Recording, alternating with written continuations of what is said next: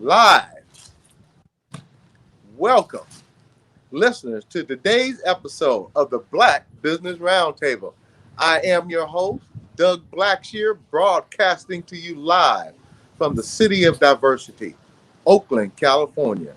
As we come up on Labor Day this weekend, we are on location today at the Busy Wife, a local waterfront restaurant, really bringing it as food is beyond compare, therefore extraordinary. Trust me, if I know anything, it is good food. So you come on down and get some and tell them Doug Blacksher sent you. Sir Eat a Lot sent you. You can tell them that. A special thanks to our sponsor, Magnolia Engineering and Construction, for their continued support. Congratulations, Tammy Willis, on having a Black woman own and operated business here in Oakland, California. Visit her website, magnoliaengineeringandconstruction.com. I'd like to apologize for today's delay. We are on site at the beautiful waterfront in Jack London Square, and let me tell you something. It is breath test, and you will love it. Come on down. The housewife is in there brewing up a heck of a meal.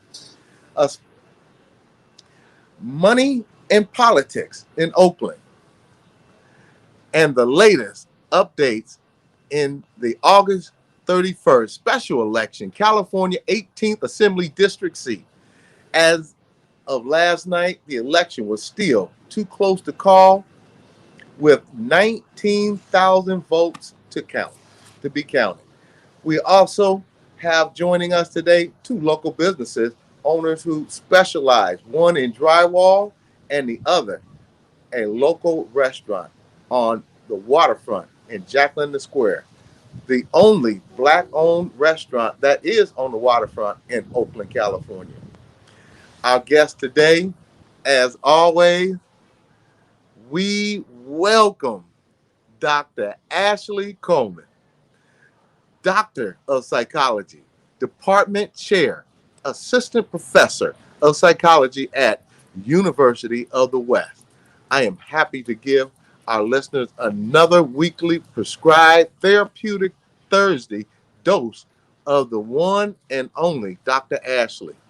Let's start off September in the right frame of mind together. Thank you, Dr. Ashley. And I can honestly tell you this show would not be this show if you were not on our show.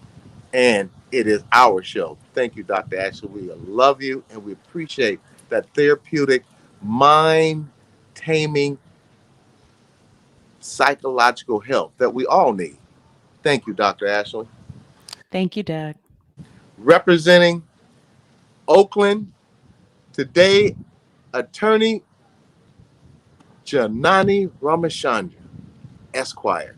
She ran in the California 18th Assembly District special election and is back to give us all the latest political sweet tea regarding the August 31st election.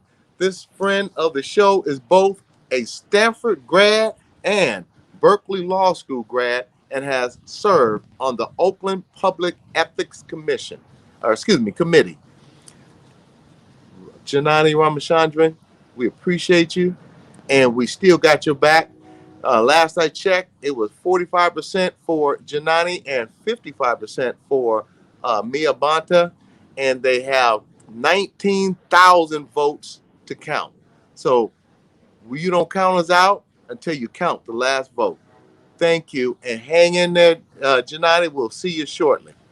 We have with us today Daryl Collins, owner of DC Drywall. This is a sole ownership, minority-owned, Black-owned, local, Union City, California, licensed and bonded business established September 2017. Last but not least, We are broadcasting to you from God, I'm so excited out here. I'm gonna catch my breath. This is the Busy Wife Restaurant located on Jack London Square waterfront. And let me just give pan around so you can look at some of the view. We have ships, we have flags, we have restaurants, and we have the busy housewife making it easy for those people who work all day and looking to get a great meal at a great deal in a prime location. Thank you, and we appreciate the Busy Wife. This is a Black-owned and operated waterfront restaurant presently under attack from not only other businesses, but people who do not want to see people of color expand their horizon and move into areas in which they would not normally be. This area, I've lived in Oakland for 57 years. And let me be clear, I've never ate at a restaurant in Jack London Square, Black owned and operated, and have this kind of a view and ambiance. And we're going to support the Busy Wife and make sure that she is an establishment to pass on to her next generation. Thank you. Co-host, Larry Lewis, my brother. I think he's running a little late, but I'm going to fill in for him and introduce him anyway because he's a very key part of this podcast. And we appreciate you, Larry. We hope that you continue to stay healthy. And considering you are a veteran, we know Marines will survive and thrive. Larry Lewis, we love you, and we're praying for you. And if you couldn't make it today, we're gonna take it to the next step anyway, and we're gonna hold the flag, as I said in the Marines. We're gonna hold the flag up and keep everybody realizing that we leave no man behind. We mentioned this political race previously, and we'll continue to do so on the the Black Business Roundtable podcast show. In 2020, she not only showed up, she then came to slay. And presidential impeachment before our U.S. Senate, listen up. Did you just hear that noise? I think I heard it. Did you hear it? It was the glass ceiling shattering. Val Demings, 2022 campaign, former Orlando police chief, seeking to unseat little Marco Rubio. Little Marco Rubio, I say this every week. Pack your little bags, put your little tennis shoes on, and head home. Val Demings is here to clean up the mess that you made down here in Florida. In Florida, running for the Senate, her tagline is, never tire, stay ready, Florida, so you don't have to get ready. Stay ready so you don't have to get ready. Gee, that sounds familiar. Election date is November 8th, 2022. And now, the news of the day. Dr. Ashley, please take it away. Absolutely. I must say before I launch into the news of the day that I am jealous because I looked at the menu of the Busy Wife and there's a crab smoked Gouda and shrimp pasta that I wish I could partake in if I were in my beloved Oakland. So I just want to just say, Doug, enjoy yourself. I want to say hello to all of our listeners. Similar to last week, in this news today, we're going to confront some controversial history and some unpleasant history in the U.S. And so, again, September 2nd, 1885, there was a racial uprising in Wyoming, which triggered violent attacks against Chinese laborers. And this led to, again, violent attack on coal miners. And there were 100 white miners that gathered with guns, hatchets, and knives and marched toward Chinatown, where the Chinese miners lived, to stage a brutal attack. They burned down homes. Chinatown was demolished. And in the days following the attack, federal troops brought in to establish order set up a camp in the white area of town in Chinatown to prevent more violence. But subsequently, something that's very interesting is that Congress acknowledged this atrocity and authorized an indemnity to China in the amount of $147,748. So there was payment. However, the US government never assumed legal responsibility for that atrocity. So, again, that is our news of the day, brought to us by courtesy of Equal Justice Initiative. And more information can be read at www.calendar.eji.org. I want to leave us with, it's amazing what accountability can do: self-reflection, accountability, and then retribution and payment. Dr. Ashley.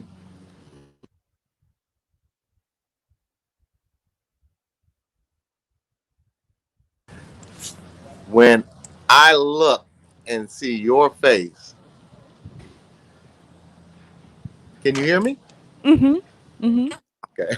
When I look and see your face and you utter off those words, I envy you because, and I liken you to be the person who has a way with words, and that's why you're so successful in your profession. Thank you. One of the Thank things you. we need more of as therapists, and I believe we talked about it, is less than 1% African Americans who are therapists in psychology. Yes. This show wants to highlight how important it is to be trained academically to address the needs of our people. At the end of the day, if we're not healthy mentally, nothing else will happen. Um, Today, we've been also had the opportunity to talk to Janani, and because the vote uh, was so close, and there's 19,000 votes left, she's running a little late. She's down at Alameda County election office making sure that they count every vote. And one of the things that we have to understand in politics is that we must not give up. And I told Janani, that her road to becoming a politician, and she said, well, I'm not going to be a politician. I said, well, your road to becoming a constituent, a person who carries the flag and takes on that role to represent all the people. We support you. We support you. And Dr. Ashley, can you briefly explain, until Janani comes on, can you briefly explain how mentally challenging it is to take on the establishment, to take on people who have been running this country? I won't say, oh, there we go. I won't say into the ground, but can you tell us how strong this woman must be to step in the ring to take on a $2+ million campaign with approximately $500,000, and then we're going to turn it over to Janani. Thank you. Sure. Absolutely. Hi, Janani. I just want to, with your presence, just talk about how humans, we can be so resistant to change. And that's at the human level, right? And then at various systems, and definitely, when it comes to different systems of influence, particularly politics. And so it is very intimidating when greatness and change comes in a package that is different from incumbents, different from status quo. It forces us as humans to really challenge our assumptions, our biases, the ways we do things, the way we must do things. And so it is very much a challenge, which can be stressful, but also sets us up for opportunities to learn something different. And so I think, Janani, you have been fighting that fight and wanting to bring difference again to District 18. So I just want to say thank you for your efforts and welcome to our show again. Thank you so much for having me today. I am not sitting in my car in the middle of door knocking, but I am on a farm a little bit away from the district to be with nature for a couple of hours because it has been quite the journey so far. And I say so far because over 30,000 ballots have yet to be counted. Particularly many of those in Oakland. So this race is far from over, but this has been, win or lose, this has been an incredible process to see how voters in our district and the 18th Assembly District are ready for change, ready for something different, ready to embrace bold, even radical ideas to better serve our community members that are being left out. It hardened me when I would knock on doors of people that might have even been Republican or no party preference or something like that, who said, yeah, you know what, it is time to raise the minimum wage. I agree. Or other folks who might not have ever thought about racial justice in a meaningful way are saying, what are you going to do about police brutality? And other folks who maybe lost their jobs during the pandemic or having to fight for healthcare for the first time in their life, saying, you know what, this Medicare for all system is actually a good idea. And I have just been so honored to hear stories of constituents across the district in Oakland, Alameda, and San Leandro who share one thing, that they're ready for change. Well, two things. They're ready for change and they're ready to root corruption and big money out of politics. That was a consistent theme throughout most of my conversations with quite a variety of constituents. People are tired of the same old, same old. People are tired of empty promises.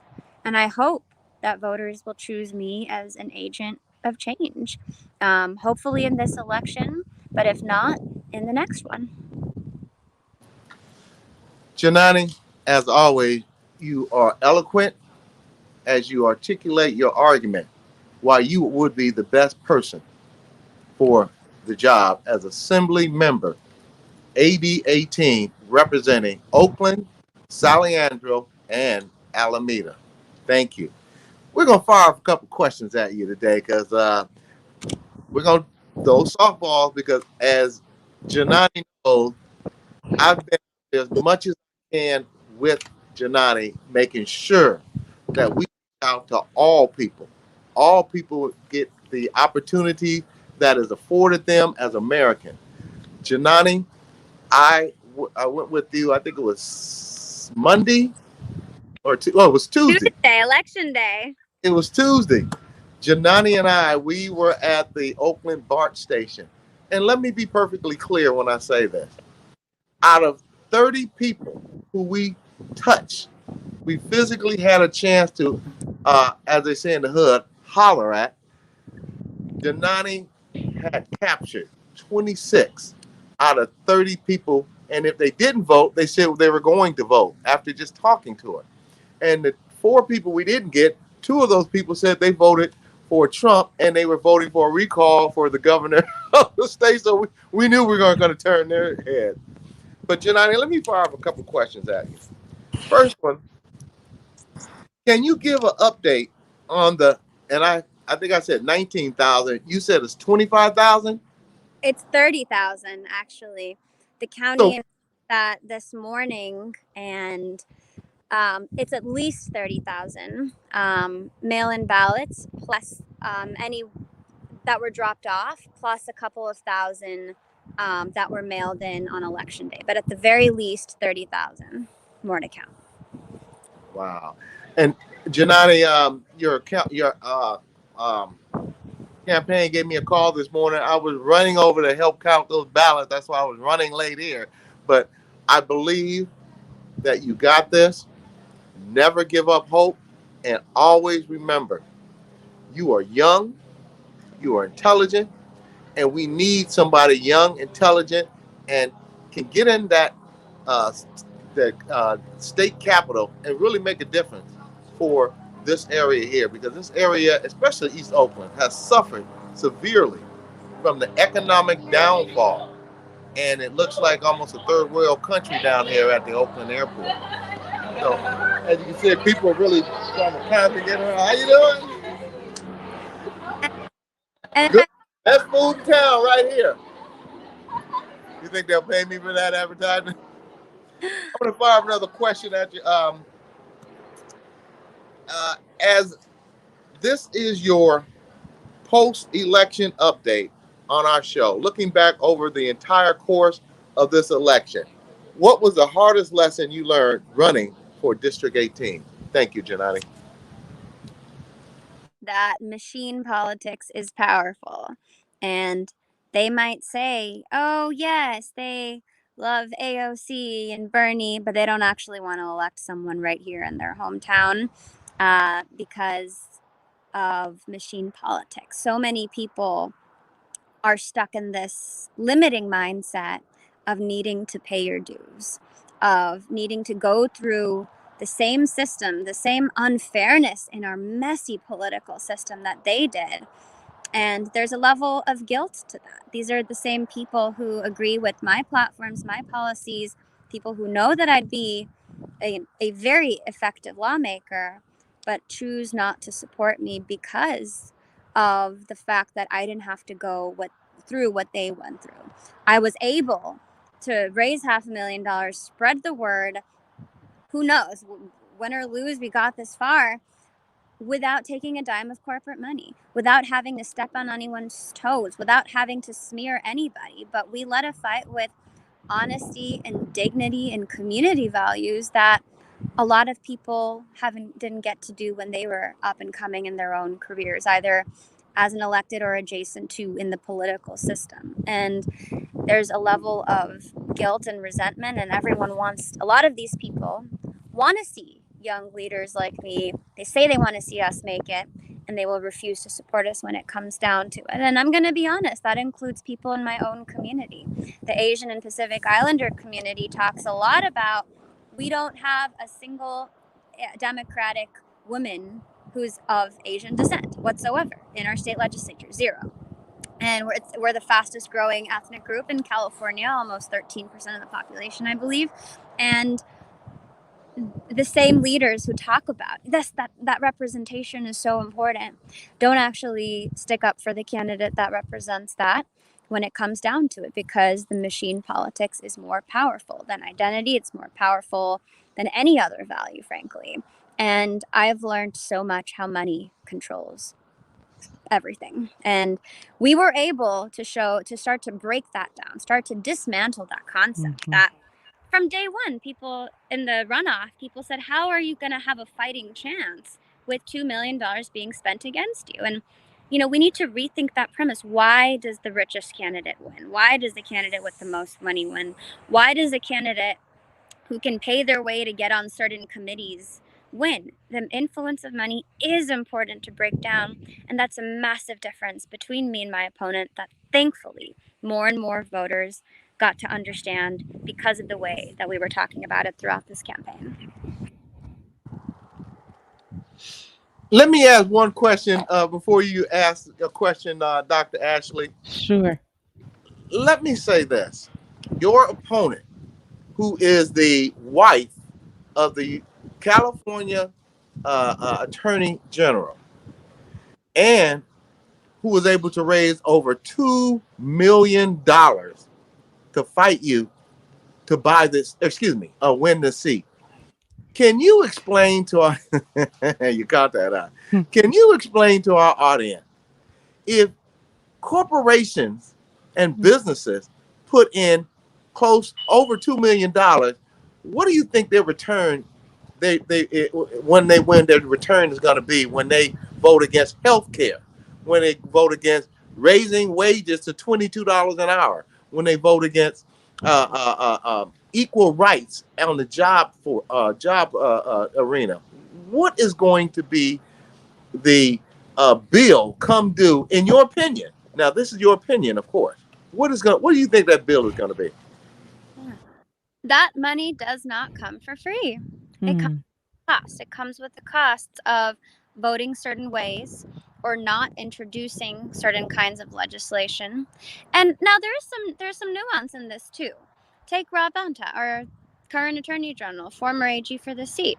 He introduced some bills that some might call progressive, like an attempted Green New Deal, but he very conveniently left out so much of what activists were fighting for, including accountability for PG&E and all the wildfires that they're responsible for, because he was taking money from PG&E. That's a very clear example. Mhm. And when push came to shove, he did absolutely nothing to fight for that Green New Deal. It was there are many laws that are introduced by some of our lawmakers that like to call themselves progressive, but just to show, I'm going to do this and let it die and let it fail, because the corporations that fund my campaign are telling me not to push it, or not to include this, or not to include that, or make sure even if it does go through, it doesn't include X and Y legislation.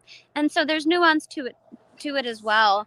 It's certainly no votes. It's certainly not introducing some legislation and modifying language based on the ways that they want it to. Thank you for that honest answer. And it's correct. Go ahead. Go ahead, Doc. Sure. Well, I have a couple questions for you, Janani, but first want to start with how you're doing. I can't help but to notice the serene background. And so I'm wondering, what has your reset process look like? Have you started to process just how much you've accomplished in this journey as you wait for the results of the election? I really have. I think about where I was less than a year ago. I mean, I really decided to run for the seat in January of this year. And my life has changed so incredibly much. And I really feel the strongest sense of gratitude right now. That's the overwhelming emotion for me, for every single person that was part of this process. Because as someone who was not part of politics or the political system in any way, I needed allies to show me the ropes and teach me what are some of the ways in which we can really get this done. So, for example, I'm grateful to the Oakland East Bay Democratic Club for being one of my first powerful endorsements, the ILWU for being one of my first powerful endorsements, and the organizations that decided very early on, you're the one who's going to fight for us, so we're going to fight for you now. And the gratitude that I have for all those individuals and groups that have multiplied since that day one is incredible. We have 52 organizations that have endorsed us, most of which are right here in our district. And that's just so heartwarming to me. No, we don't have the big shots in DC and Sacramento because, of the realities that I'm not connected to the second most powerful politician in California. But we have the community. We have so many community groups. I mean, on a given Saturday, I was blessed and I had the opportunity to speak at, anywhere between 8 and 12 events in a day, everything Black August events to events in health fairs, to Saigon, to Yemeni weddings, to Nepali restaurant festivals, to block parties, to dance performances. We were all over the map, quite literally. I was on weekends. If I didn't hit at least 8 to 10 events, I was like, something's wrong. But I was honored to get to speak at so many powerful things. Beside Angela Davis on Juneteenth, I mean, opportunities that people have given me to spread our movement's message has been so incredible, and I'm grateful for every single one of those opportunities and people. And I want to bear witness to that gratitude and your emphasis on the process and celebrating that. Sometimes we can be so outcome focused, but there's so much that's been gained in growth in the process. Janani, we've plugged your website several times, Janani for CA.org. And so we're wondering, how might people remain connected to you? Is this website going to continue to be live? How can people continue to follow you? It will be live for quite a while for various reasons. If I win, then I will have to immediately relaunch my re-election campaign for June 2022. if I don't win, well, I might still launch that campaign for June 2022. Who knows? But that domain is actually mine regardless. So that will continue regardless of what happens and what I say next. So that's there. The email that is linked there will remain. Yeah, and folks can continue to reach out to me on that email on the website, which I personally respond to. We still welcome small dollar contributions from individuals to pay off some of our debts. Limited, but so that's always welcome as well. Mm-hmm. Thank you. Janani, I have to share this amazing site where I'm sitting at. And I was hoping that I could get you down here today because the food here and the drinks are unbelievable. So I'm going to pan around so that you can share what town and county that we have one of the few, if not the only, Black woman-owned restaurant on the waterfront in Oakland and Alameda County, and I think in Northern California. So bear with me, and don't get mad, Dr. Ashley, because she has that wildlife look behind her, and I have the waterfront look. So I'm gonna pan it. Can you guys see it? Yes. Yeah. There's nothing like home.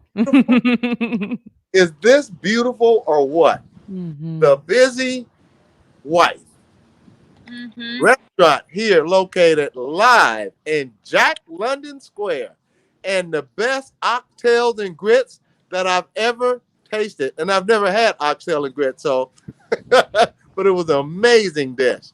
Do you see this beautiful scenery? Mm-hmm. Wow.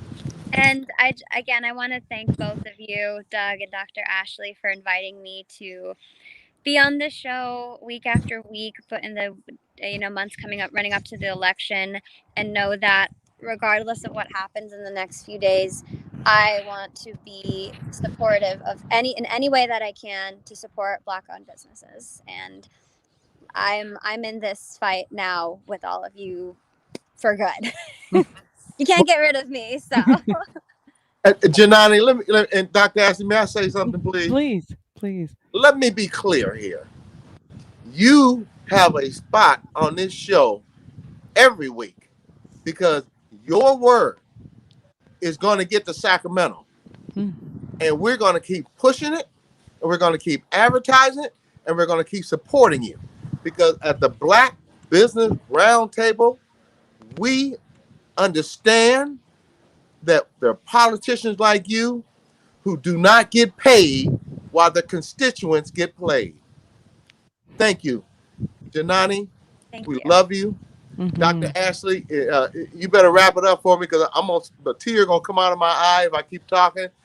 Let me be clear. Tomorrow, I will be down because today we're doing the show. But tomorrow, I will be down looking and watching and making sure that every ballot is counted, and you can count on me. Thank you. Yeah. Thank you, Janani.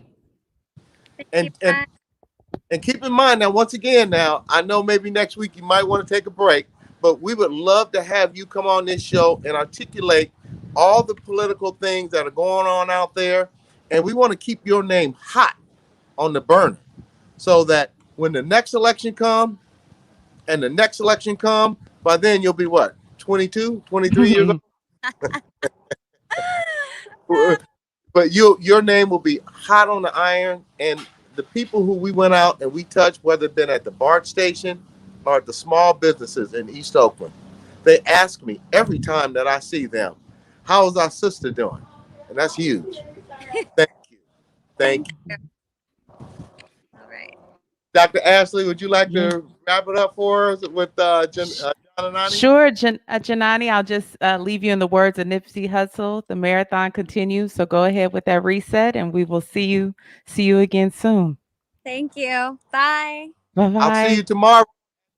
Alameda County election ballot box. Thank you, Janani. Thank you. So now we're going to segue because, Doug, guess what? Our guests are ready. So I'm going to actually just do a brief check in, go into our sponsorship because we have some dynamic guests that we want to hear from.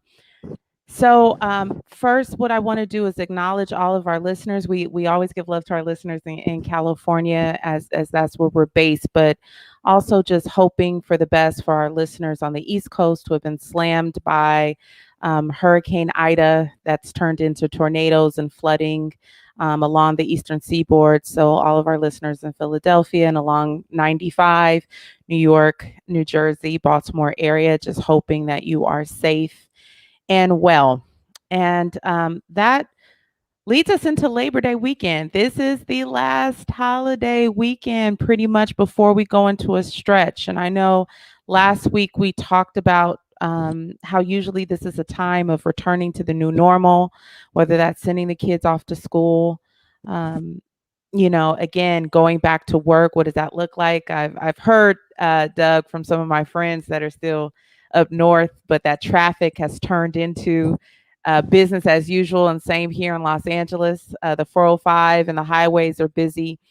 I want to invite all of us to take a page out of Janani's book, which is to hit the reset button, to at least take a reprieve of some sort this weekend. It's a new month. We only have a couple months left in 2021. And when we are running a marathon, sometimes we're not really good at checking in and about our pace because we're so focused on that finish line. We're so tired of the uphill battle that we sometimes just want to kick it into another gear, put our heads down, and just run through the wall. But this would be a wonderful time this weekend to really do some recentering, whatever can reduce your anxiety. I know for me, it's been throwing out things or reorganizing my space. When my space is organized and clear, I tend to feel more mental clarity. For other people, that may be going outside, like Janani, in nature. For some of us, we have a to-do list. They're like, wait a minute, Dr. Ashley, I don't have time. I have to go get the supplies for the kids. I need to get groceries. Even in those mundane things, can you turn on your favorite song? Can you stretch and move around? As Janani mentioned, can you find 3 things you're grateful for? And I just think, again, this is a wonderful opportunity this weekend to really pause. Ooh, let's do one more, Doug, because I saw it. One more.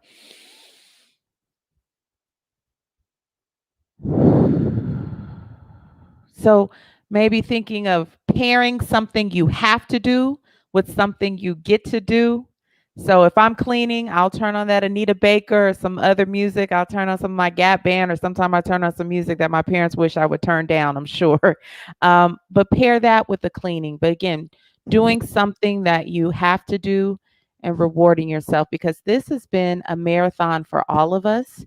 And again, we're just a few minutes away from 2022. So I'll just leave us there with checking in with oneself, and just kind of, again, taking this quick time out so that we can finish the fourth quarter strong.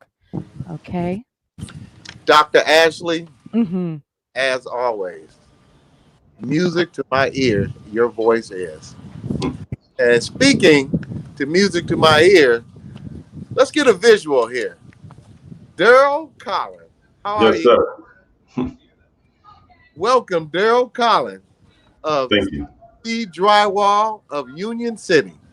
Let's drive in. All right. Ready? Can you Yes. give us a little history and background on how you came to start a drywall business here in the Bay Area? Well, back in 88, I got hired as a drywall finisher apprentice uh, with a company out of San Francisco. I finished that apprenticeship with them and got hired with another company, which I was with for 24 years, um, in roles as a foreman and superintendent for a lot of those years also. In 16, in 13, and 14, I got injured, and things didn't work out right. So in 15 and 16, I had surgery on both knees because of things that happened with the company. But anyway, long story short, I wound up leaving the company before they got me out of there. I knew it was coming, you know, being on the board, being able to sit in some of the meetings with them and seeing how they do with employees. I knew it was coming down the line for me. I have got to say something on that note. As a black man who put in 24 years, the same company, I've heard so often they kick you out in the pasture just like you were an old horse and try to take your retirement, try to take your medical, and try to drive you crazy. Can you talk to our audience about that briefly? Because I've talked about it, Everett Butler's talked about it, Larry talked about it, but the black man has, and black woman too, we don't have the same favoritism after we provided that same loyalty to the big corporation. Can you briefly elaborate on that, sir? Thank you. Yeah, you know, I hear it all around when I see someone look like me in a position of power. They're afraid to even take a chance with a person like me in a small business coming in. Maybe this guy has a position as a estimator, a head estimator in a big company. Right. Our conversation is this: you got to be ready. If you fail, they're gonna look at me too. When if that other guy failed, they just get the guy that failed and not the guy that brought him on. Right. So that's across the board. You know, that's so we already know what we're dealing with. When I got into the trade, I was 30 years old. So I couldn't get pushed out. It wasn't easy to push me out. I wasn't a young kid coming in and didn't understand what I was about to face. Even though I'd never been in construction before, but I seen how things were. And I fought with it and I stayed with it. But you can only go so far sometimes. When the companies start to grow, they're trying to push you away also because they don't want you to reap what they have sown, reap some of that benefit also. Right. So I'm grateful to the company because they put me out there. I did 99% of the job offers for this company. So I was able to meet people. And these people, I thought they would help me once I got into, pushed out and got into what I was doing. Right. I came into it supposedly with a partner. I'm a drywall finisher by trade. I had a partner come in framing and hanging. He backed out. He got afraid, left me out there by myself.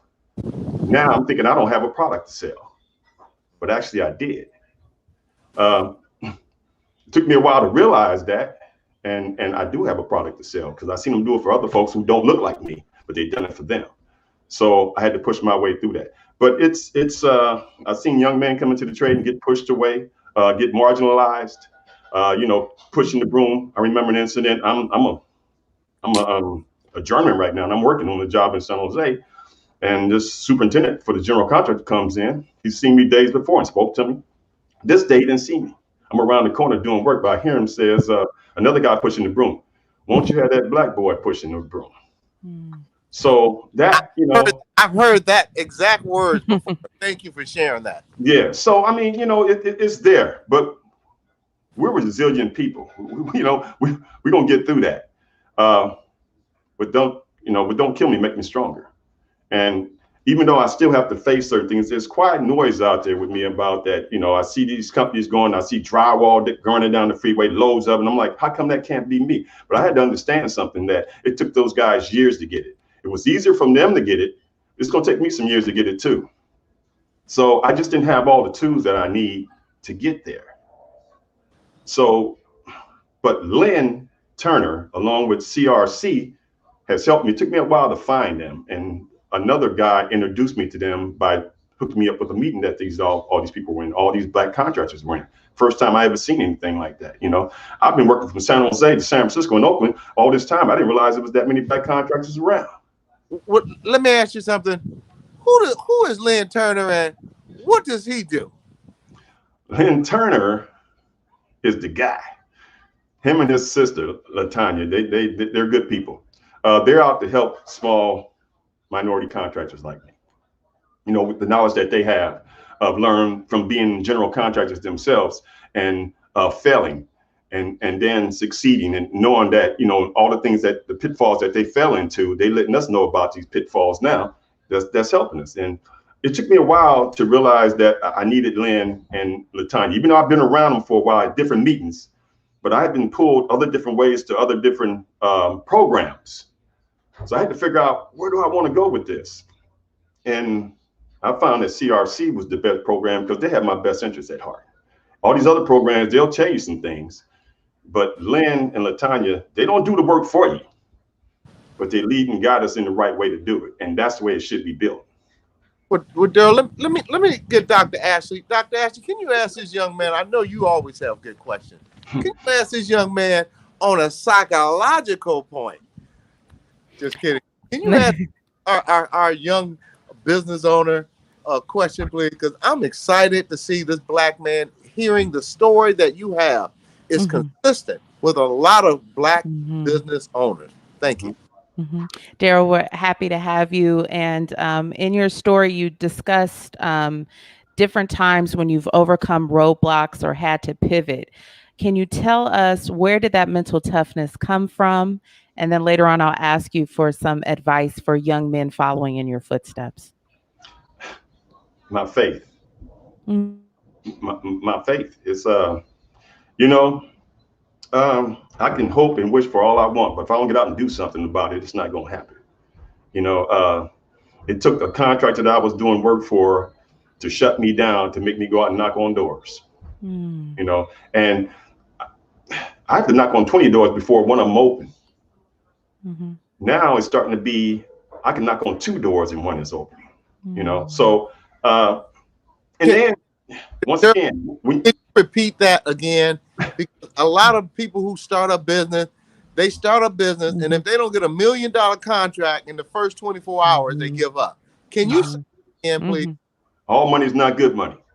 And you know, I'm definitely not ready for $1 million contract. You got to know what you're ready for. You know, and Lynn made me understand that. I knew it all the time, but he made me really understand it by explaining it to me. You know, the ramifications of following something that you're not capable of handling. You know, and when you knock on those doors, be ready, because there's always going to be, they got a line of questions for you. And if the first one don't get you, they got another one for you. If that one won't get you, they got another one for you. So when I get close to things get tough for me. It always gets tough for us when we get close to having something, or it gets tough. So either you fight through that. It may take a couple of days to figure it out that, you know, you have to fight through that. But those couple of days, if you don't give up, it'll work for you. It's been a lot of sweat equity I've put into this company, and I'm not about to back down off of it. You know, things are not great, but they're good. They're good right now. I'm not content with where I'm at, but yeah, I'm excited about where I'm going. I see that power of self-belief, and as you mentioned, knocking on 20 doors. I want to just follow up. Imagine you're talking to youth and they're at the period, because a lot of people quit. It doesn't just get harder too. You said right when we get to the finish line, it gets harder, but right in that middle road, it's a crossroads. Let's say you're on door number 10 and you can't see, you know, again, what's in front of you. What would you say to youth at that moment to help them with perseverance? Look how much you put into it already. You know, you know, anything worth having is not going to be easy. And you know, I was afraid to fail, and you have to fail to succeed. Otherwise, there's no success. You know, so I had to fail. I had to fail, and I'm gonna fall again. You know, hopefully it doesn't cost me a lot. You know, so yeah, stay in the fight, no matter what. Stay in it. You know, and things should work out. Continue. There's people like Lynn Turner out there who can help. There's other organizations, I can't name any that's like CRC, but yeah, I'm so thankful for those guys. I really, before I was even a member, they were doing things for me. You know, and I'm like, how come I haven't joined them yet? I've joined other organizations, I haven't joined these people yet, and they've been helping me. You know, so yeah, I support them 100%. Thank you. Mr. Collins of Drywall, you provide metal stud framing, drywall installation, and finishing service, but to what type of clients? homeowners, commercial, government contracts? Can you elaborate, please, sir? Thank you. All of the above. Kaiser hospitals I've done work on, schools throughout the Bay Area, private work, and some right now. I got some bids out right now on some residential work. So commercial, TI, build outs throughout the Bay Area. Can you tell our listening audience, those who aren't construction literate, what's a TI? It's a tenant improvement. It's where, a client comes in, rent a space, they tear out the old space and build up the new space the way they want it. Okay, thank you. Dr. Ashley, you have a question? Let's see here. So another question that I did want to ask, again, we want to put a plug in for your company, Daryl, in addition to your phone number, which we can share, an email address. What is your website, or how can our listeners get in contact with you for services? My website is under construction. That's the help I'm getting from Lynn Turner and Latanya right now. That's on my to-do list. That's an action plan we have to get out and figure it out and get me away. I just don't want to throw anything out there. I want to make sure it's right. I kept that website down. I kept that in the back for me. I know I need that, but I needed to make sure my back house and front house was in order before I put out there and start advertising like that. When right now I had enough clients to do what I need to do.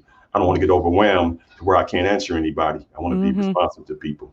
So that could be a lame excuse for me, but I was in a place where I needed to be, and I felt comfortable right there. But now I'm moving on now. Like I said, that front house and that back house wasn't in order, and I knew it wasn't. I can handle so much. I can handle my own QuickBooks for a minute. I can, project managing a program for a project for a minute. I can get out there and do the work for a minute, but it's not going to hold up like that. I have to make sure I get that back house in order. Can I just respond to that, Daryl? Because I think this is really important. We talk about this a lot in psychology, but one, knowing what you can handle, your limits, accountability, reflection, and being intentional and strategizing, we see that. And I think, and in addition to your faith and clearly your perseverance and your willingness to see things through, I hear you being very strategic, and then assessing whether or not the timeliness of how you do things, when's a good time to proceed, when's a good time to maintain and then grow. And I think those are things that are important for everyone, but especially for our youth to understand, again, so that as we're understanding success is not linear, right? That failure is a part of the success, and then figuring out it's never a complete failure. It's what worked, what could I have done differently? And that self-reflection helps for the next iteration. And I think our youth would know that with like cell phones or iPhones, that there's always another version coming out to work out, right? The joke. But I just wanted to really emphasize that. And also sometimes people put way too much on their plate, not understanding they were going to be successful, but there can be some self-sabotage. So just really wanting to underline those techniques and strategies. Yes, that's true. So I wear all the hats, and just one little pebble can crush me. That's how much I feel sometimes. And some other times I'm good. It could be an issue with a payment being paid, and that can just rattle me for a week or two because it's been behind, and it shouldn't rattle me. But if I had the back house to take care of that and different other things, so I know where my limits are. It's like you said, to where I can keep going. Otherwise, sometimes say, hey, I want to quit this, but I look back and say, how much time I didn't put in this? How much sweat equity I didn't put in this thing, and I'm gonna put this over this one little thing here. No way. So sometimes I do get overwhelmed, but I fight through it. No doubt about it. Yeah. And my family puts up with me when I do get overwhelmed like that. So, And I'm glad you mentioned family, because at the end of the day, Black family needs to learn, whether it be the man, the woman, or the kid, your own business. It can be a very challenging and overwhelming and time-consuming responsibility. Yes. And without the support of your family, damn the back office, damn the men, but night and argue, fuss, and you know what I'm talking about. Yeah. And then try to get up the next day and deal with that big dragon slayer and slay the dragon. That can that can devastate you. Yeah, Can you give this man, because we're coming up on the closing hours, can you give this gentleman some therapeutic, psychological help on what he should do and how to deal moving forward with challenges? Thank you. Well, actually, Daryl, I'm going to put you this one and turn it on. You've talked about your faith. You've talked about family and being strategic. What else do you do when you feel stress? What's your game plan? I used to run. I mean, 10 miles a day. Oh, So wow. I can't get the stress with the knee problems now, even though, I'm still okay as far as walking and walking fast. Exercise would probably be the best thing for me. Running used to do so much for me. I can have a problem. I can take off running, come back. By the time I get home, I didn't solve that problem because those endorphins kick in and, but now I have to maybe just roll over on the floor, do some push-ups or go for a walk, get down on my knees and pray. Yep. Yeah. Thank you. Absolutely. Great strategies. And the consistency that I found with everything you said is pray, believe in God, and believe in yourself. Right. And it's refreshing to hear a young brother say something like that. Now, I have one very important question to ask you, and I ask you this because as a former general contractor, understanding insurance and bonding, and I think you know where I'm going from here. Yeah. Government, whether it be city, county, state, or federal government, and that's why I support John Janani, who was just on. Governments make it impossible for a black business to grow because white businesses. Now, let me just be clear. When I was in business, I built Highland Hospital there 5 years, made good money. I would go to the bank with the check showing 6 figures, and they wouldn't give me a line of credit. I did was I went down. I got a white friend of mine and put his name on everything. He went down there and they was going to give him a $500,000 line of credit just because he was white, because everything else was the same. But he went in and and they were going to offer him a $500,000 line of credit without showing him his second and third and fourth born. But when I went down there, we don't help. We can't help. We don't do that. That's one thing. The second thing is insurance and bonding. Now, I hear your energy and your passion to make this business successful. What I'm fighting for here in Oakland, Alameda County, and in the state of California, that the government puts a owner-controlled insurance policy or a contractor-controlled insurance policy. Now, what that is, that allows a minority business to come into a field and play with the big boys, because the insurance rates, the bonding rates, and the banking points are going to be much higher for a black business than it is for a white business. Can you elaborate on that briefly, sir? Thank you.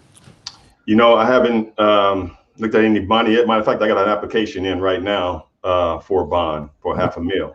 I knew you were going to say something, because every black contractor I've dealt with. But go ahead. I knew you were. So I don't know if they're going to accept it or not, but it's I just put it in today, matter of fact. But the thing about you having a white guy go in and do something, I had something that was very similar to that, but it was a small thing. Back in the day, I had a Cadillac Seville, and the head cover had broke on. It was a plastic head cover. So I bought the head cover from the Cadillac dealer in San Francisco. Well, when I was putting it on, it cracked. So I said, I'm gonna take this thing back, So I had a white friend of mine who's worked with me on break time. We went up there. So I asked him, I said, man, why don't you take this in there for me? He said, are you kidding me? He said, why? I said, because the chances are I got 50-50 chances they're going to give it back to me. You got 100%. He went back in there and got it for me. I didn't want to take that chance for the money I spent on it. So I understand what you're saying about the redlining that's going on. Yeah, it's disheartening. But like I said, we got to continue to fight through it some kind of way. Hopefully we get there.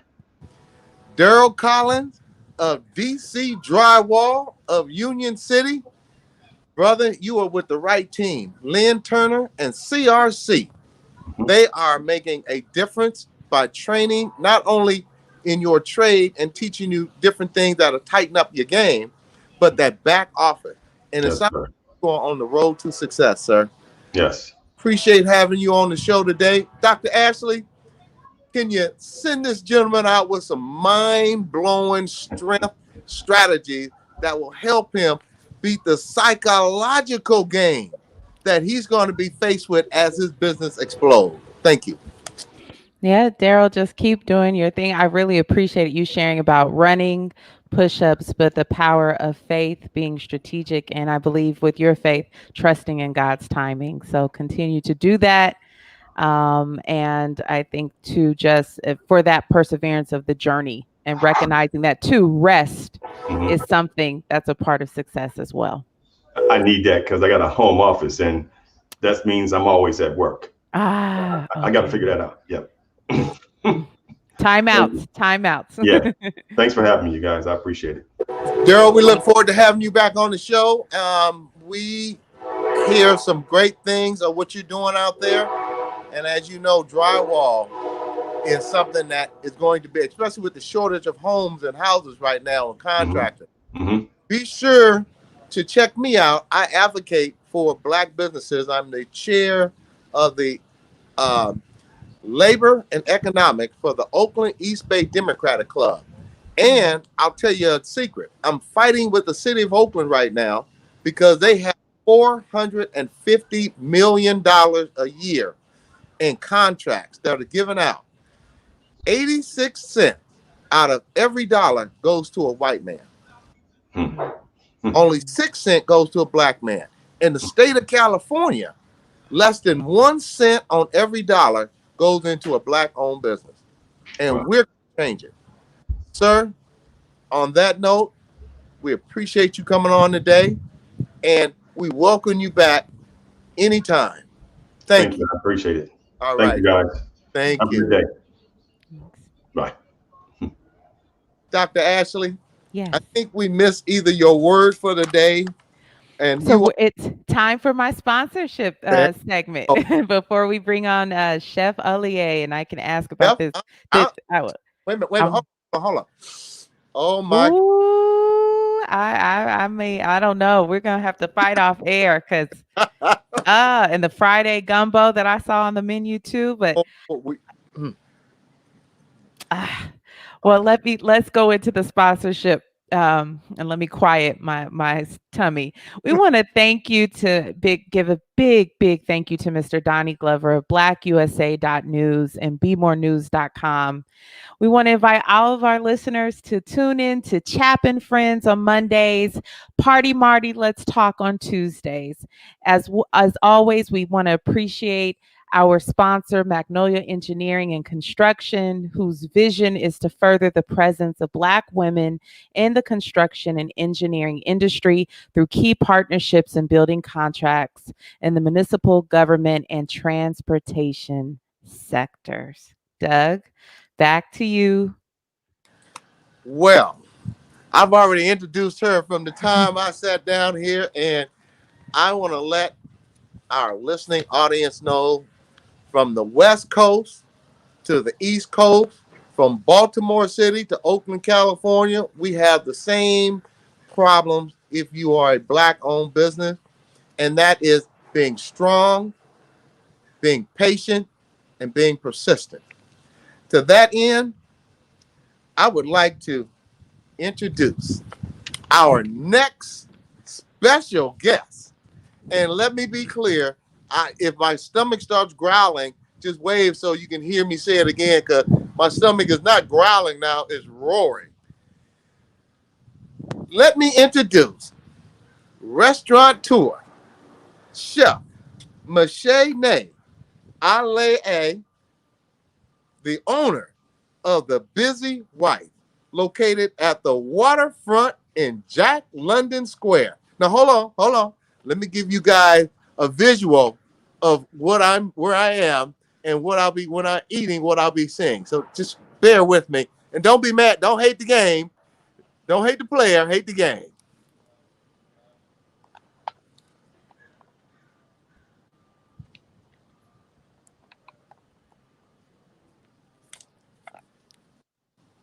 Did you guys see that? Mm-hmm. It is, and because of the pandemic, there's not a lot of foot traffic out here right now, but my understanding, it picks up after 5. But it is absolutely gorgeous.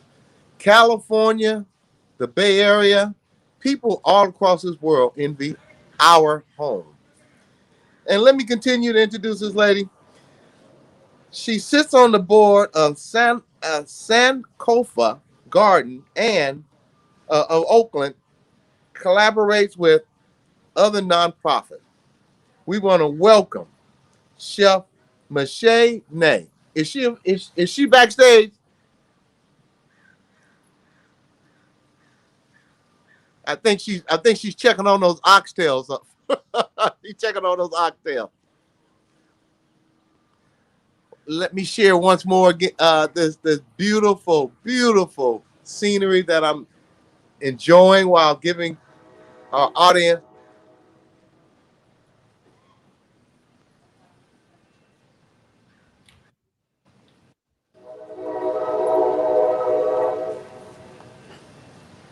Oh my goodness. I'm gonna make sure she backstage.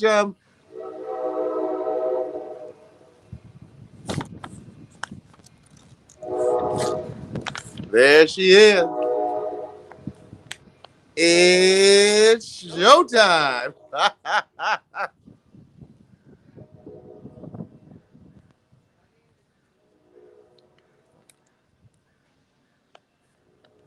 I think she should be coming up anytime now.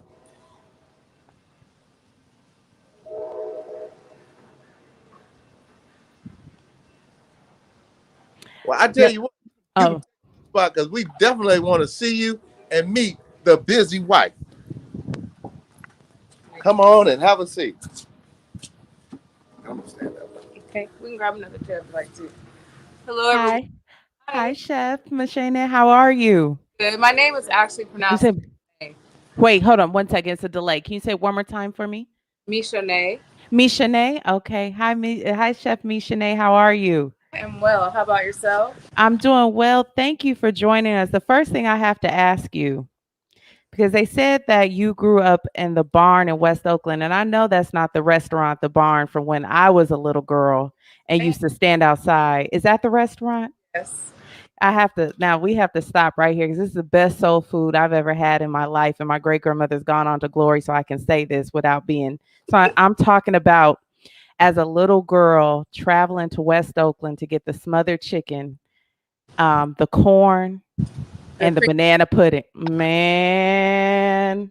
You just named 2 of my favorites. I know my parents, we have so many memories, so many of my childhood memories going to the barn. So just want to tell us a little bit about that experience. So my great-grandparents actually opened that restaurant. Wow. My great-grandfather, Will Joseph, was a serial entrepreneur, and he had lots of different ideas that he expanded on back then.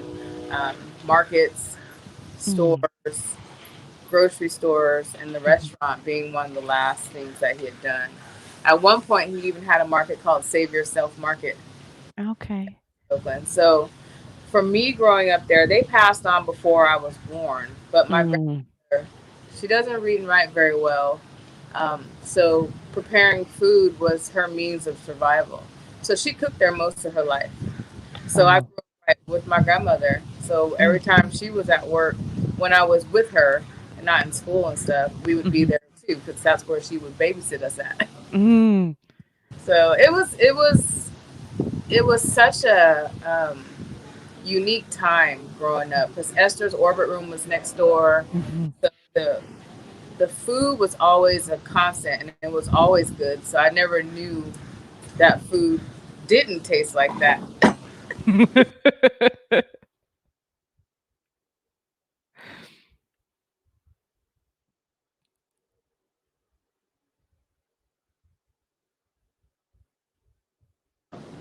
Oh, there it goes.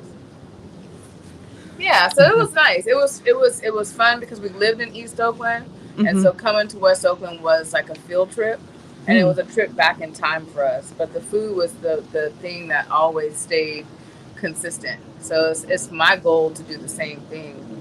I want you, I'm the kind of person that when I eat something, I like it, I'll eat it again and again and again. And I want it to taste the same every time I eat it. And I'm usually upset if something changes and it's not a change for the better. All right. So, but yeah, the barn is, that's my lineage. That's my soul. That's my ancestors. You know, so I try to do right by them and provide good service and good food. Wow. So again, you're speaking to another fellow creature of habit. So and with the food of that lineage, I wouldn't mind tasting it over and over and over again. I'm curious. It sounds like you know, again, you were right by your grandmother's side as she was babysitting you and you watching her prepare food. When did you know that food was your personal passion and that you wanted to continue on in your family's footsteps? I realized that that I had the gift early on. Food wasn't necessarily, it was kind of distorted because food insecurity also played a big part of my life when I was young. So growing up eating good food and also growing up being hungry at times, it was a conflict of interest within myself. So I would say I was about, when I started having children, I started cooking more. You know, I didn't want to feed them fast food. I made their baby food and things like that. And just progressively with time, I recognized that there was so much love in the energy around the kitchen that it was just a natural progression to it. And so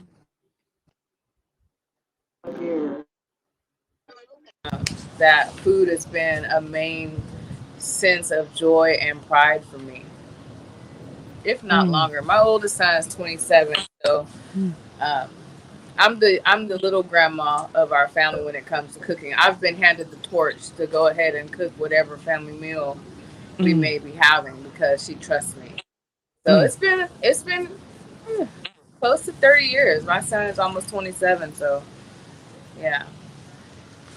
And we know that in the Black family, being trusted to cook the food, having that torch pass is the ultimate compliment. Are any of, if you have grandchildren, do you notice in your children or grandchildren that have the gift or that are curious about food as well? Well, my children work with me too. My boys do. One of them probably will never step foot in the kitchen unless it's getting them some plate. So is in there side by side with me, helping me. He's my sous chef in training. So that child of mine, my daughter will cook for survival. Noah's gonna cook because he likes to eat, and he understands the joy that food can bring to people, especially if they're hungry or if they've been without food or if they're being given something. A lot of times in community feeding, people think you can give folks just anything, you know, and they should be grateful. And we are grateful, but when you prepare food with love and care and then give it away, it's a different kind of energy return with that. And he understands that. So the 17-year-old is going to be the one. Okay, we'll be looking out for that. And you mentioned just how, again, the backdrop of food insecurity, how that's impacted you in addition to community feeding. Can you share a little bit more about that experience and about your journey? Yeah, the journey started, you know, people think that when you come from any kind of entrepreneurship or business family background, that it automatically excludes you from certain circumstances in life, and that's not the case. You know, so our family, like most and many other families in Oakland in the 80s, experienced a lot of transitions with drug and alcohol abuse, and so that's what brought on the food insecurity for us. And so growing through that, people shared food. And my grandmother was one of the ones that I watched her do it all the time. She would bring food home from the barn. And where we lived over on 38th and one of the Oakland housing authority units, she would give food away. And I recognize now that sometimes that was the only food folks would have at the end of the month when their food stamps were out. You know, and the love that always shown to all of us in the neighborhood because of that, it let me know that this was the way to go, that everyone needs to eat. And if you're going to feed people, it should be good food. So I've always had a heart for feeding my community because I grew up watching my grandmother feed my community, feed my family, feed everybody who was hungry. It was never an issue. Even if it was just a peanut butter and jelly sandwich, she was always making sure the folks around her had nourishment. Important values. It is we fast forward now, and before World Central Kitchen, becoming a chef for America, I always went out of my way to try to give back to our community and by way of food. That's my talent and that's my gift. So I try to share it with folks that, you know, may not have access to what I do. And so I've been doing community feeding now for about 17 years on my own without any organization or anything. I would randomly pick locations. There's halfway houses for men. The men often are overlooked. The women get a lot of attention when they need help, but the men don't. And our men need help too. I would make it a point to do Christmas dinner for these places. I had cousins that lived in these places, so I was introduced to them by trying to help my own family. You know, so community feeding is just a huge part of our foundation. Everybody should eat. Everybody should be able to eat. This world has an abundance of resources, and there's no one person on this earth that God put here that he didn't provide provisions for. It just doesn't make sense that anyone's hungry. Yes, absolutely. Especially during the times of now with COVID and inflation, the cost of groceries. Thank you for what you are doing in the community and have been doing. So, wait, can we get into this menu?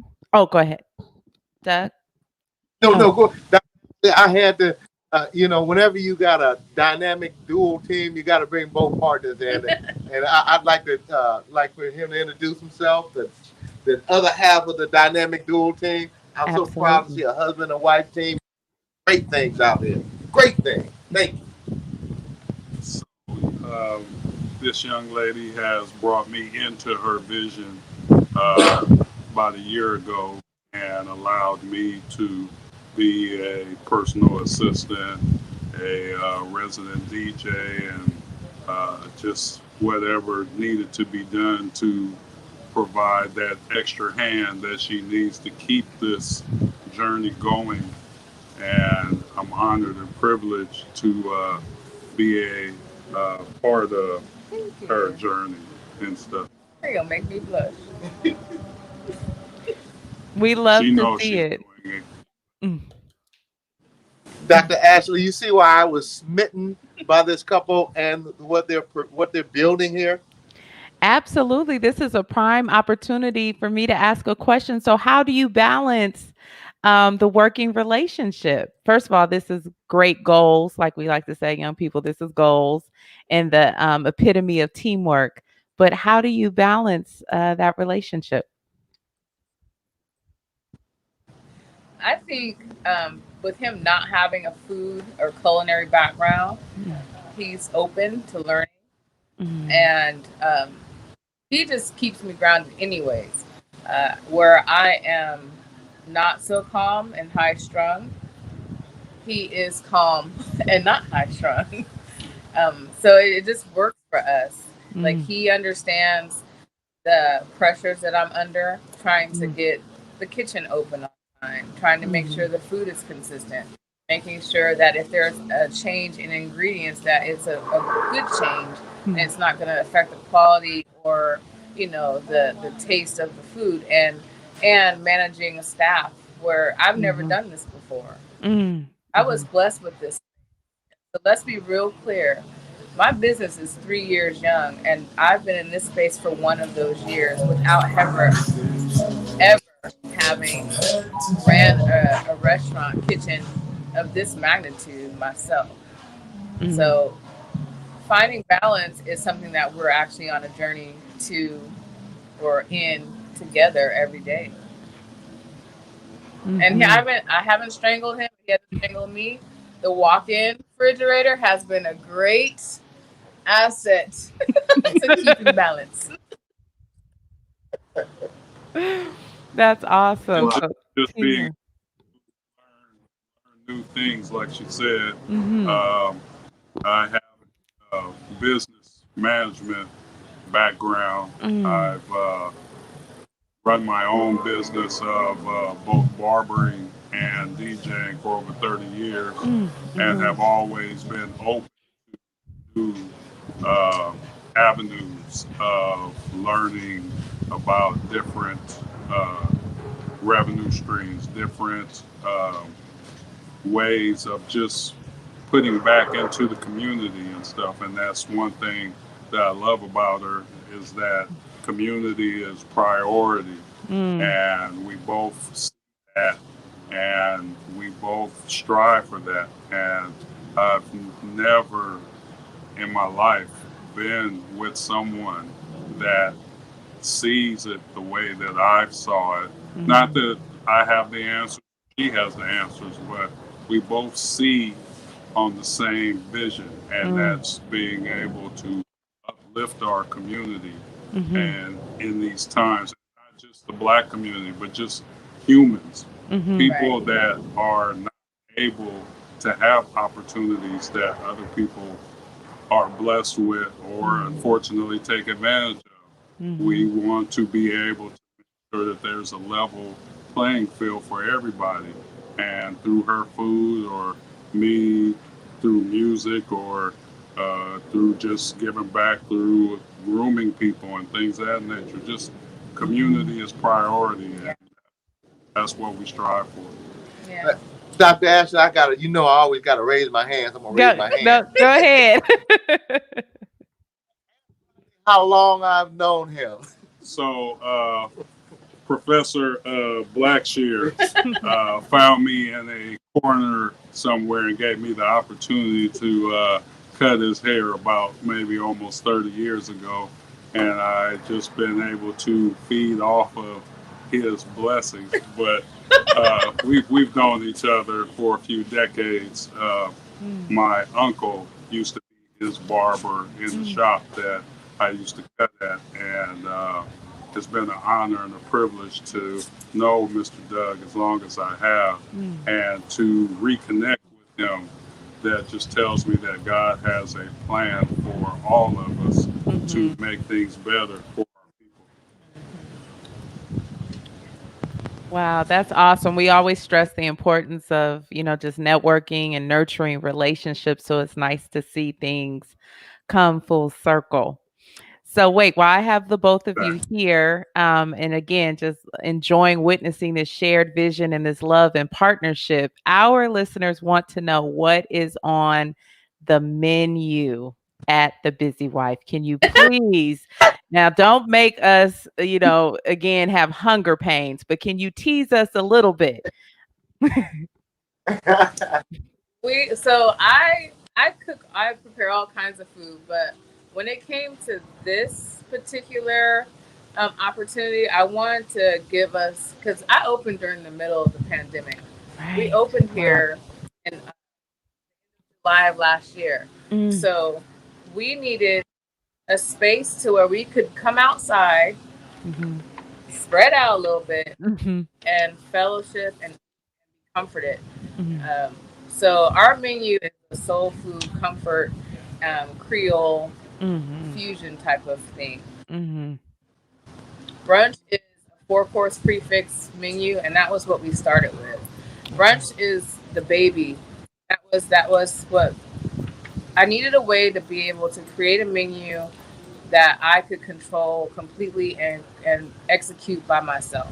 And so I did that. So we have 5 items on our brunch menu. The first course is a roasted salmon salad with a pink lemonade vinaigrette. The pink lemonade vinaigrette is my house dressing. It was created out of love. One of my friends was, I need some salad dressing. And going through stuff, had lost her child, and witnessed some more children had lost their lives. So I was trying to love on her any which way I could. And so we came up with this salad dressing, and it's been a hit. So that stays. The second course is smothered potato frittatas. You just can't go wrong with cheese, potatoes, and eggs all together. The third course, you have an option between shrimp and grits. It's my house shrimp etouffee over savory grits, or the oxtails and grits. People, the oxtails are a huge hit, and I can't tell you that I get tired of making oxtails. But I also love the No. They're great. I know they are. I ate them last week. Never had oxtail and grits, but I recommend it highly. Oof. If you're eating oxtail, anything with gravy, right? Rice, potatoes, that texture, grits kind of just makes sense. It just made sense. And then the final course is the one that we like to watch people eat for the first time. And we call it a Biscuit Dew. It's a homemade biscuit, which is a sweet biscuit, but the biscuit itself is not sweet. This course is basically a deconstructed peach cobbler. So we take a homemade biscuit, we pair it next to some caramelized peaches and top it with a house-made honey butter sauce, which has been affectionately renamed Honey Crack. And we get our honey black pepper. And so we use that honey in all of our recipes. And then we top that with some goat cheese and blueberries. And I have watched people play. She probably has a picture of me licking my plate last Sunday. Listen, I already know. Again, she is a descendant of the family from the barn. I know. I know it's good. You know, we're just trying to, I wanted to do something simple, classic, with some twist on it. I'm a traditionalist when it comes to my palate. I like the way my grandmother cooks food. I like the way the barn prepared things. Everything tastes the same all the time. And I want the same thing for myself. So I do the same thing. And then we created the dinner menu not too long ago. Dinner is still, it's still in its infancy. We've only been open about 8 weeks for dinner all the way. And this is where I started to highlight some of the vegan options and some things that we do, because I always try to include everyone's diverse eating styles on the menu. So we have things like fried Brussels sprouts and a smoked molasses marinade, the crab cake sliders. We have a vegan po thing. Instead of a po' boy, it's a po thing because it's fried oyster mushroom. Po thing. Who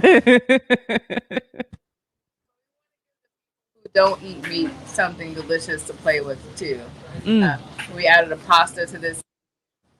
We do a smoked Gouda Alfredo pasta with crab and shrimp, or with chicken. Gumbo is on Fridays. Our gumbo has become very popular. It's been challenging though to keep the menu consistent, because sourcing out food is getting harder as we find ourselves with more shortages of things, and the prices are jumping daily, and not just a little bit. We went from paying about $38 for a case of chicken thighs, boneless, skinless thighs, to $98 in less than 2 months. And it's pass those prices on to your, but we're not having a choice, because I found myself not being able to take care of myself. You know, people say, "I'll pay yourself first." Well, I got staff; I got to pay them first. You know. May I say something, Dr. Ashley? Sure. I got my Kool-Aid on now. I'm out here with Hollywood, Mr. and Miss Hollywood. I had to put my Kool-Aid on. I don't know about that. Let me be clear to the audience, from East Coast to West Coast and everything in between. You're willing to go to a cheesecake factory or one of these other high-end restaurants, and I don't want to say cheesecake high-end, but we need to teach our people, when you're going to a quality restaurant, whether it be black or white, stop coming in saying hook a brother up or hook a sister up, because at the end of the day, you get what you pay for, and that's why I come here, because I know I'm gonna get what I pay for. Thank you. No, We thank try to you.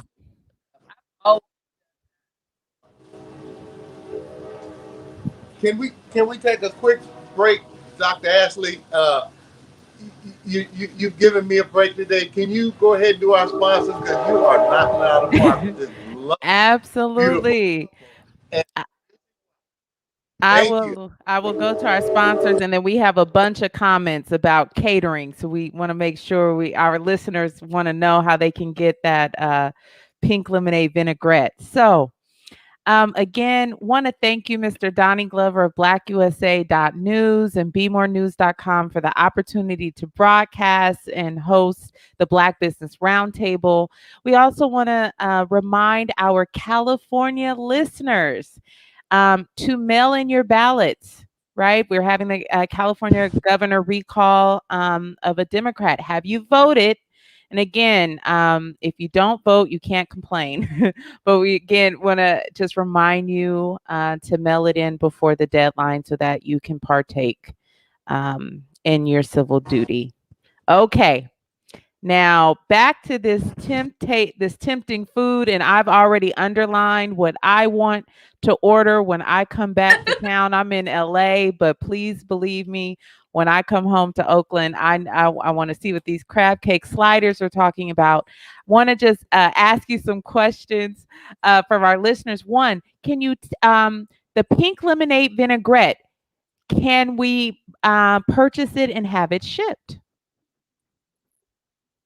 Not yet, but I'm working on it. I plan to try to have that component of, that's another business. So the Busy Wife Spice and Marinade Company. Because of the popularity of the marinades, I created another business for another, income stream, and to be able to provide the service. So it's coming. It's coming very soon. The smoked molasses marinade, the honey crack, the pink lemonade vinaigrette, and a couple of other sauces and things and aiolis will be available for purchase. And I had to write that down too, honey crack. Also, before my next question, I really just want to acknowledge you two as business owners and being mindful, in addition to the growing prices of food and produce, but also being mindful of taking care of your staff and your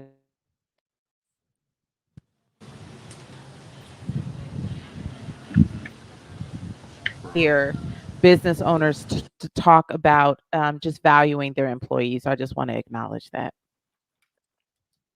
Thank you. We do value them. I couldn't do this by myself, and I have a team of folks who have been with me throughout the start of this journey. And I appreciate them. And I try to show them. I try to be a fair employer. I actually just had to ask them to take a small pay cut so that I could make sure that I was okay. And they all willingly did it. No hesitation, because I try to pay my staff at least $20 an hour. Because the live in the Bay Area it's out of control here. It's expensive. And they can't make $14 an hour. We know that because we couldn't do it. Wow. Again, Dr. Ashley, yes, go ahead. Shoot a question out, because you're having too much fun here. And if I keep sitting here, I'm gonna go in there in the kitchen and put me a plate up. Please ask. Next, I'm just want to get to one more listener question. I'll let you fire away. We just want to know about the catering. Yeah, I'm getting to the listeners because we're everyone wants to know about how to get their hands on the food. But the last question I'll pass to you, Doug. Do you cater, and can you tell us about your catering services?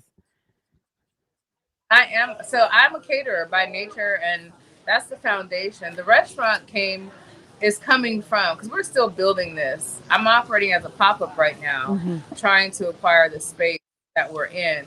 But the catering company is never going anywhere. So you can go to my website, you can email me through the website or give me a call. I create custom menus for folks. So you're not going to go and cookie cutter pick out this, that, and the other. I'd like to have consultations with folks.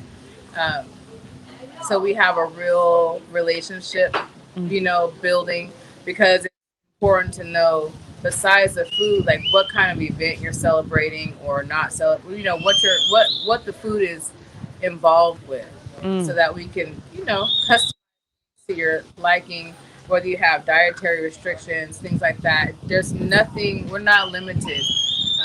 I cook food from every culture, and we prepare events for up to 200 people. Thank you, Doug. I'm passing it to you while I'm texting my mom to let her know we hit a jackpot today. Well, let me ask this question. Let's shed some light on the situation you and your establishment, the Busy Wife, are experiencing as a waterfront business. Excuse me, on one of the only, I believe, the only Black female-owned waterfront business in Jack London Square. Due to the pandemic, you have encountered some challenges and have had to pivot, as most restaurants have had to do.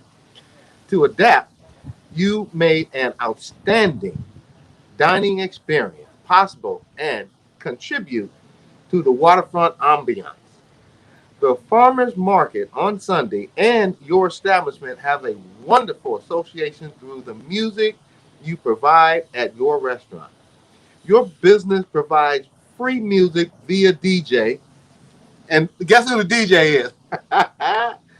Which saves the farmer an entertainment expense, benefiting the market vendors. Your customers also, your customers often visit the market, and their customers, after shopping, find you via the music filtering out into the waterfront breezeway. In other words, folks, shop and eat, or eat and shop. You provide a positive environment and safe place for customers to safely social distance and socialize. What are some of the challenges that you are facing as a business right now? The biggest challenge that I am faced with is I don't have the lease to this space. This space was gifted to me by Daniel Patterson. He gifted me access to the space and told me to figure out what I can do. Because people who look like me and most of our audience, we don't have access to waterfront property in Jack London Square. We all recognize that this area has been gentrified to the hilt. And so we don't have this kind of access unless you have big money backing you. And so Daniel gave me access, and I took the $100 I had and I just kept flipping it into something else. But the goal now is to make this our permanent residence. It's challenging because I never know when they're going to say it's time for you to go. There are a lot of different, lot of red tape around this building and this place because I'm not a legal tenant, but I'd like to be.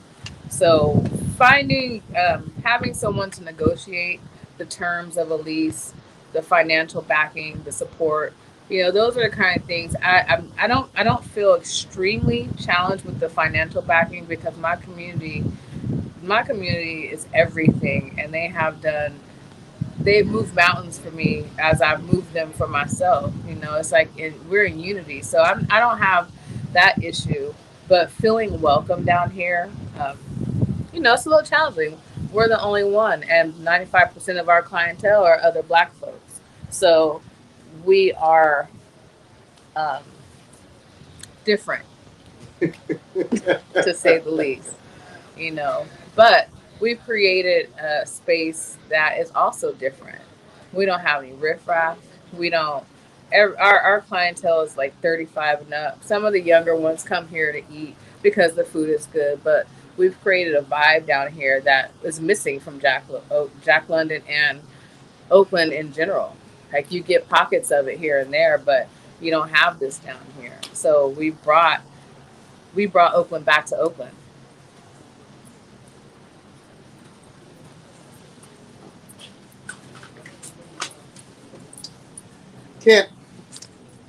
Can you expand on what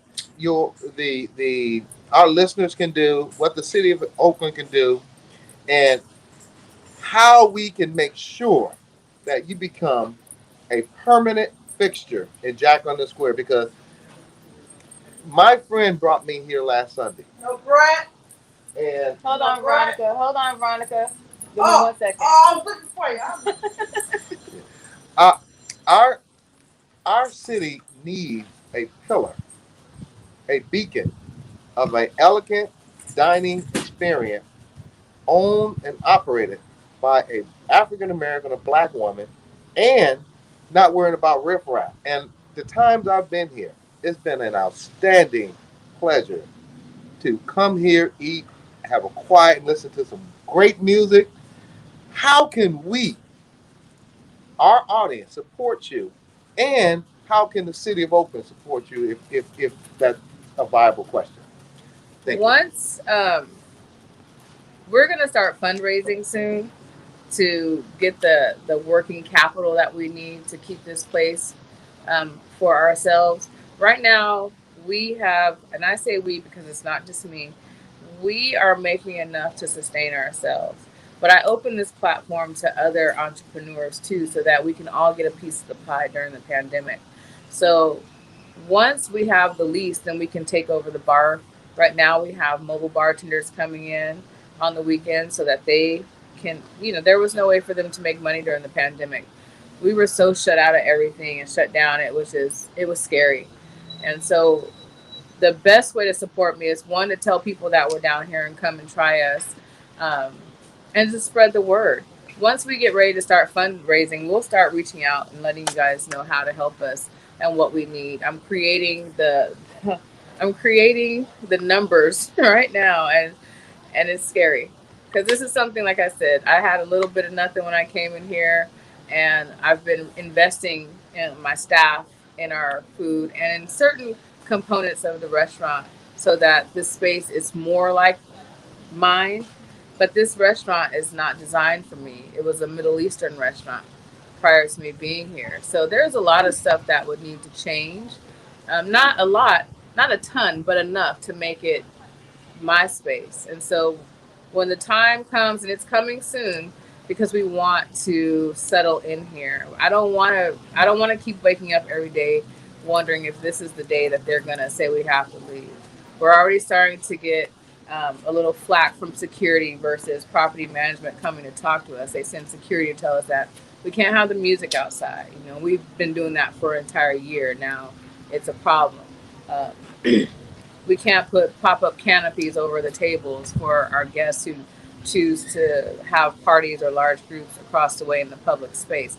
Things like that become the nuances that take away from our vibe. We've created this space to be for everybody and our community. So come eat, spread the word, and be nice to somebody. Just be nice to somebody else and put some good energy out for us as we do for all of y'all, for everybody. That's what we need right now. And know that it's helping the community because we're continuously putting back into the community. Well, okay. Go ahead. No, go ahead, Dr. Ashley. I'm so excited. I know I am too. And so are our listeners. So they want to know, last question from our listeners, what are your pop-up hours? Okay. So Wednesday and Thursday, we open from 5:30 to 9. Friday, we're from 5:30 to 10. And we just want to let you guys know, just be real clear on Friday night. We are a restaurant, not a nightclub. Folks don't always want to go home. And then for brunch, we open on Saturday at 11 and we close at 3. And Sunday's brunch is at 10 to 3. So in the future, once we secure the lease and we can get our marketing strategies, we can really put signage up and things like that, we'll open again for lunch and dinner in the evenings on the weekends as well. But right now, we're managing what I can cook. Dr. Ashley? Yes. They are also members of the Oakland African American Chamber of Commerce. Yes, ma'am. And they are very valuable to the organization as it relates to operating an establishment where, as she so eloquently stated, this is not a nightclub. This is an eatery. So when you come, eat, enjoy, but we want to be civilized. Now we do utilize the space for private events, and that's also something, another platform that we want to open up. We reserve Saturday nights for private parties, and we do host part. You can cut up all you want to a certain extent for your private event.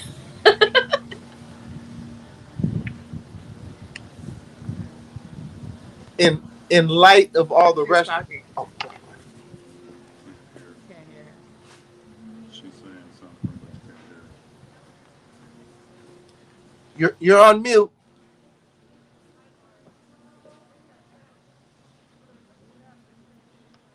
No.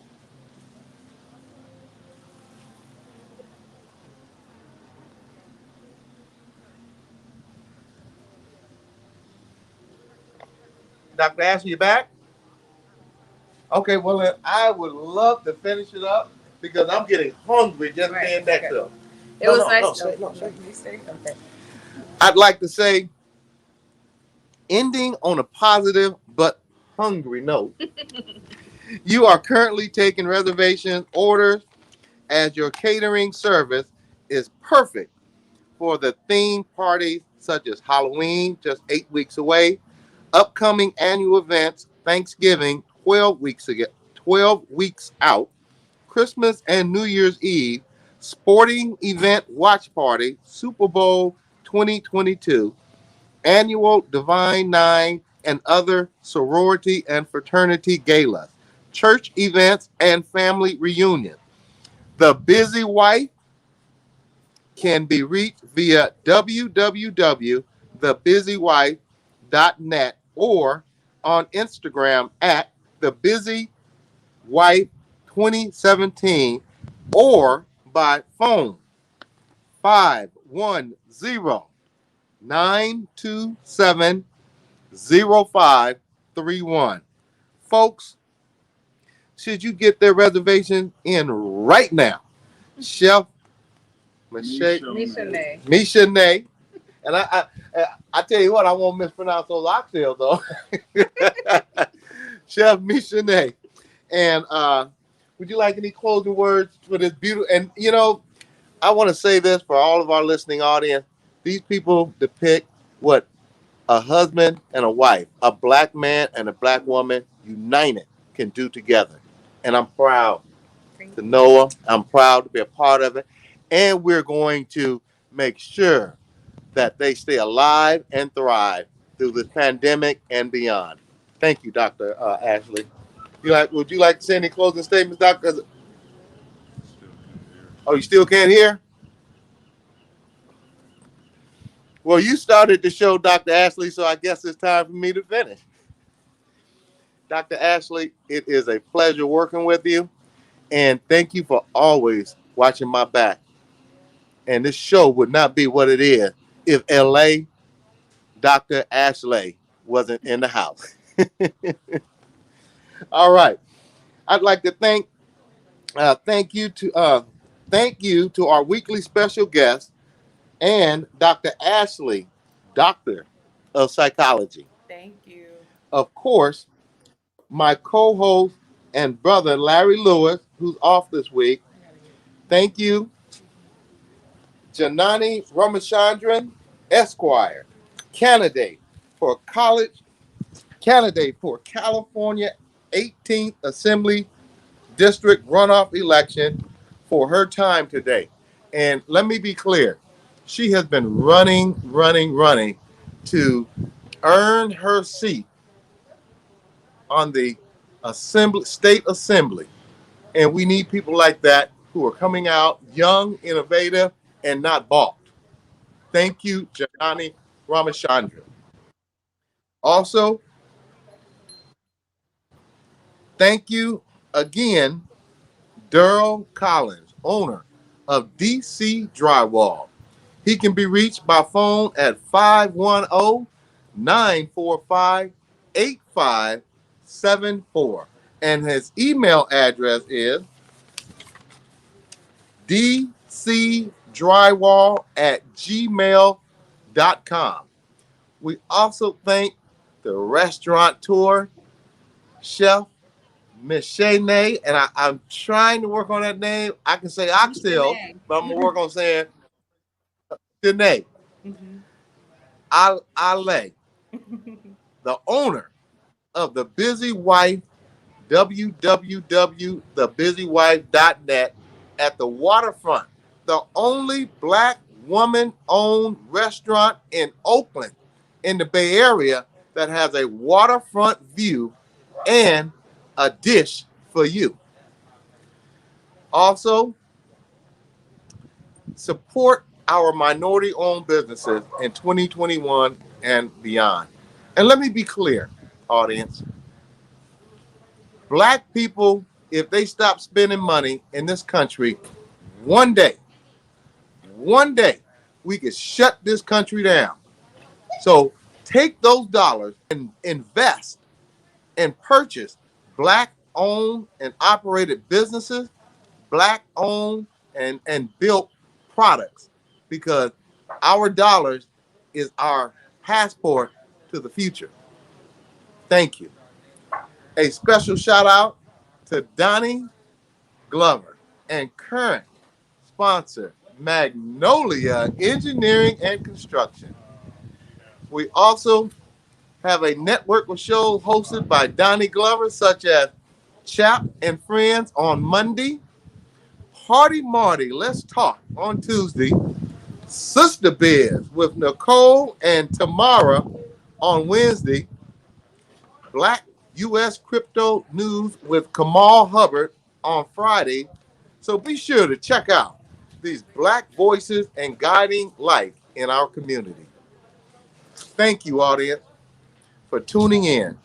And remember, together, we can listen, we can learn, and share, because I know you care.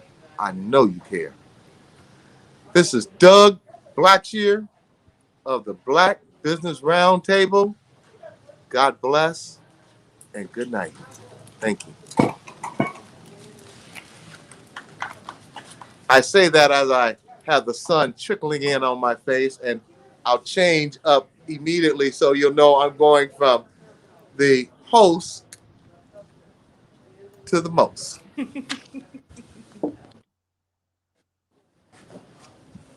Wait a minute. I need the glass with it.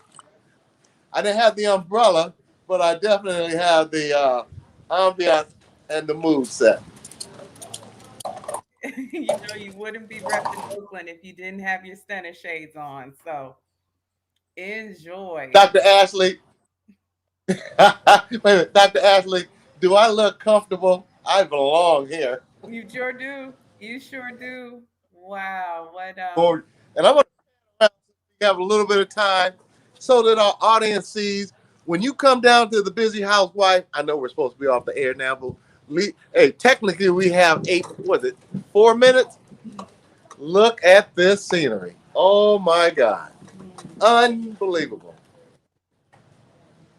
Home sweet home. That's a nice setup. That's a really nice setup. This is magnificent. Dr. Ashley, you're going to love it when you come down here. That's good. Yeah. Are there TVs set up, Doug? I'm just thinking of our listeners too. There's still, but are there TVs set up to watch the games? No, they don't have the TVs yet, but we're going to work with them to increase their capacity and build this business, because this is the type of business, Dr. Ashley, that can really make a difference in our community. I've even noticed people around who come around and just talk and just feel the love and the warmth and the exuberance of just having a Black-owned, female-owned business in a prime location. And let me be clear, it's a very good location. Mm-hmm. and we're going to support them. So I just told my friend that we'll be coming down here at least once or twice a week to get that gumbo on Friday and the brunch on Sunday. Oh man. Look at this. Unbelievable. Absolutely. No, I'm so excited. I have to. That's going to be at the top of my list. I'm Well- hoping to Well, come. since we're still on, I'm going to take you guys down to the marina with me, which is right across the way. Oh, wow. How does that look, Dr. Ashley? Oh, looks peaceful.